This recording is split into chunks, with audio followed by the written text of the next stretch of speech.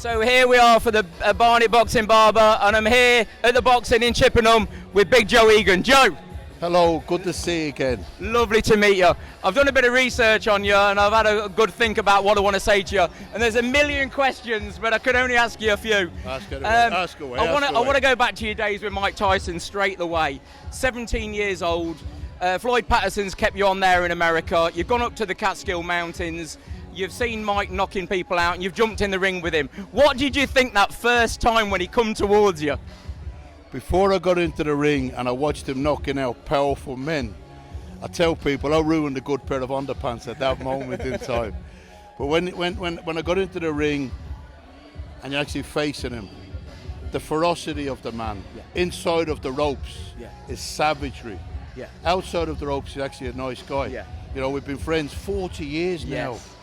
40 years. I'm 57 now, so since we were 17, and they've gone in the blink of an eye. I speak to him regular. I did an interview yesterday for Netflix to a lady in Brooklyn, in New York. We done the interview for a TV program that hopefully I'll be getting involved in. Mike's in it as well, and we're just talking about him. And she's never met him, but she's heard wonderful things about him, and I echoed them sentiments. I said he's a really nice guy when he's not hitting you.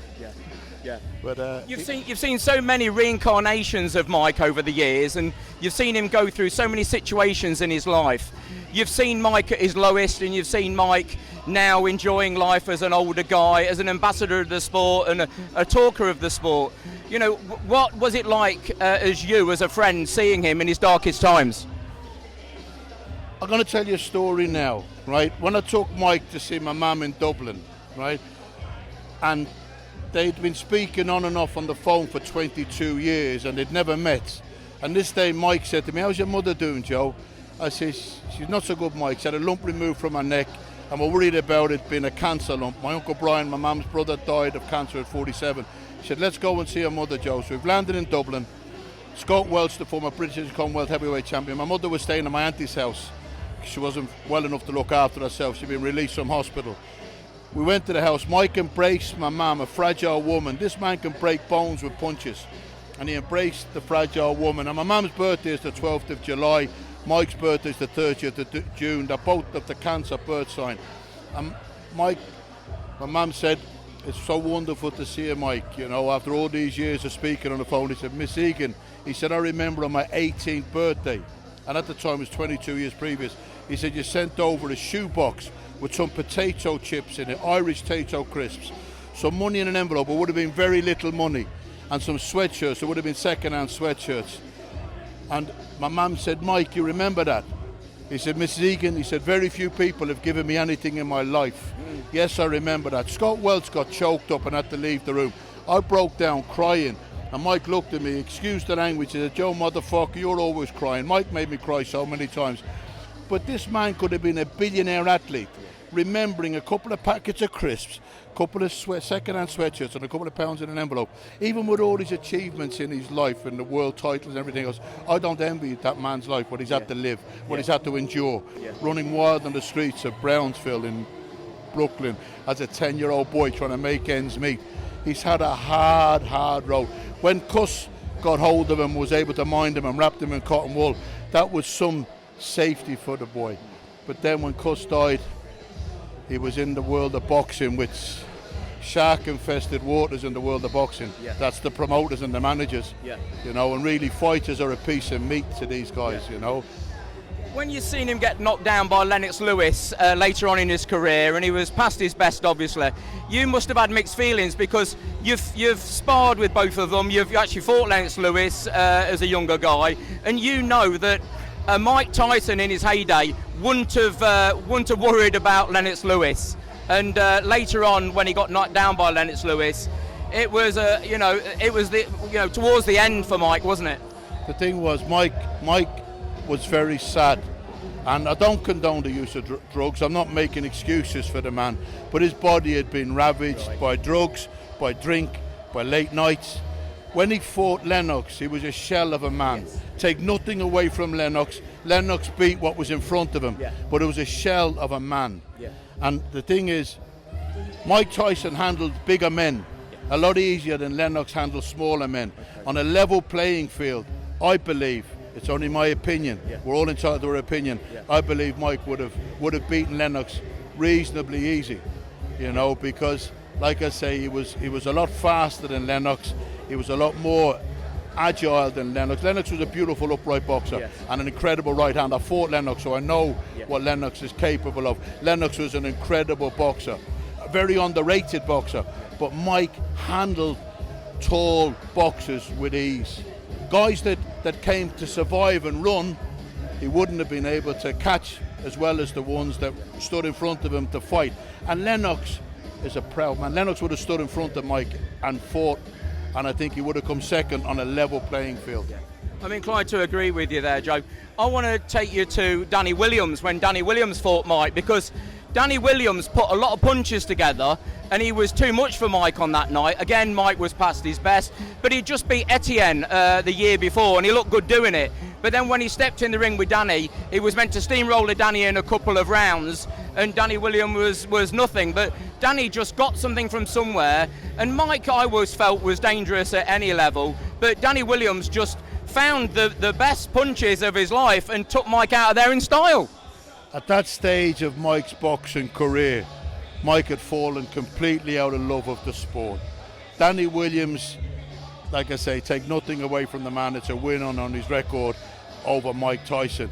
The same as Kevin McBride, Mike's last fight at Washington DC, I was at that fight and it was very, very sad to see Danny Williams and Kevin McBride beating up a shell of a man. Mike was way past his best at that stage. He'd already been exposed by Lennox Lewis as being a shell of a man. And at that stage, Mike was being treated like a piece of meat by the boxing promoters. He owed the taxman money, he owed Showtime money, and they used him to pay back the money that he owed. And he got in and done what he was really trained to do. That's all we know how to do, is fight. And sometimes you can't beat Father Time. You can beat your opponents, but Father Time catches up on us all. And when you're burning a candle at both ends and not living a proper life, you know, Mike wasn't living a Spartan life at that stage, and he just got in. He probably hadn't even trained for Danny Williams. He just showed up, got beat up, got a payday. Done the same against Kevin McBride. Showed up, got a payday. And it was sad at the end of his career to see these two guys, both talented fighters, but not the men to stop and retire Mike Tyson. When Mike came out of prison, if he took a different road with a different trainer and got himself in better condition, could he have got back to his former heydays after prison, or was that the downfall of Mike Tyson when he entered prison that time? I said it in my book. Mike Tyson launched my book in Canary Wharf in 2005. He did the foreword to my book. I said it in my book. The best of Mike Tyson died when Cus D'Amato died. We never saw the best of Mike Tyson.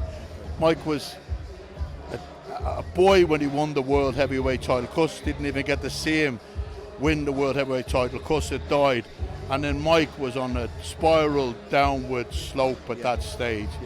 After he won the title, it was just downhill. You know, when the likes of Buster Douglas beat him up in Japan, and then Lennox Lewis beating him up. There was a lot of fights that he shouldn't have took. He wasn't in the best of shape for the fights, hadn't prepared properly.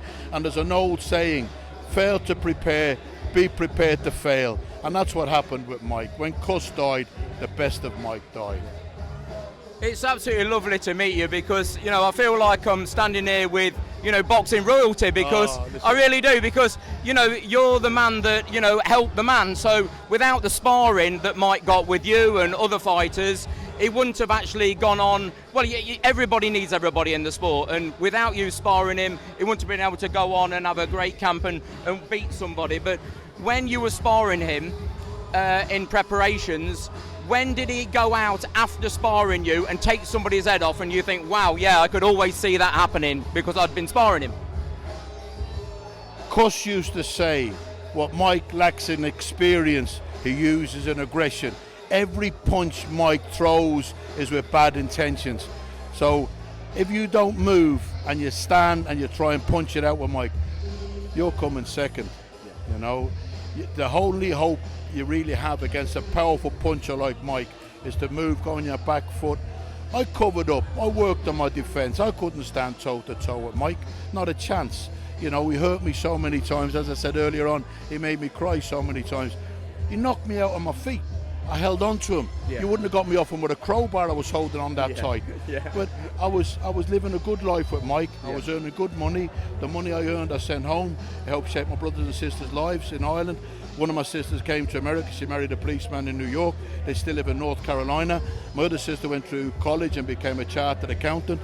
My other brother, he started a milk business. He's now got 4 milk floats. So the money I earned with Mike helped shape their lives. So the longer I was able to take the beatings, the more money I earned.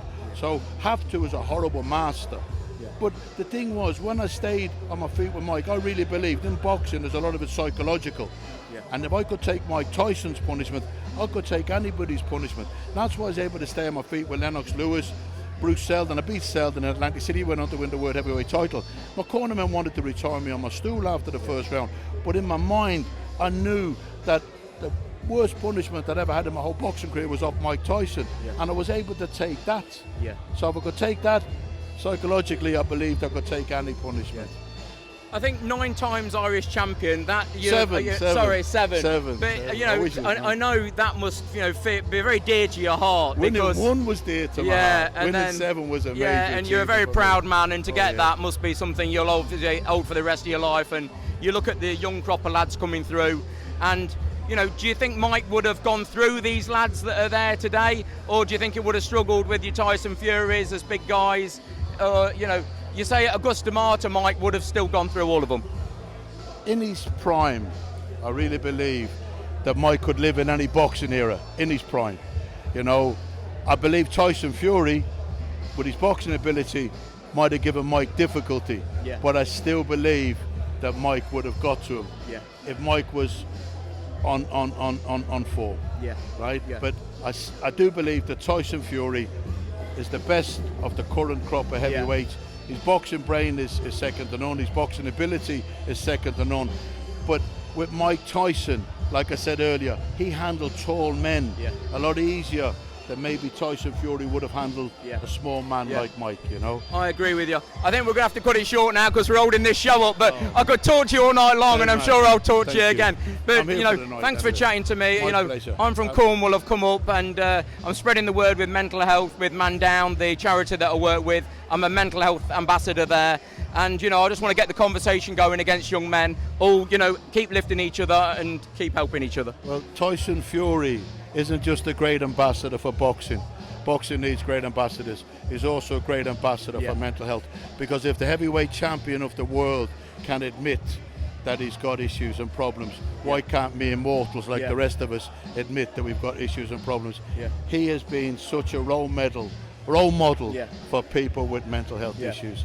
And there's hope for everybody, and God bless you with helping people. Thank you. I want to wish everybody out there all the best, and if you'd like to join me in saying keep punching, so keep punching. Cheers. Thank you.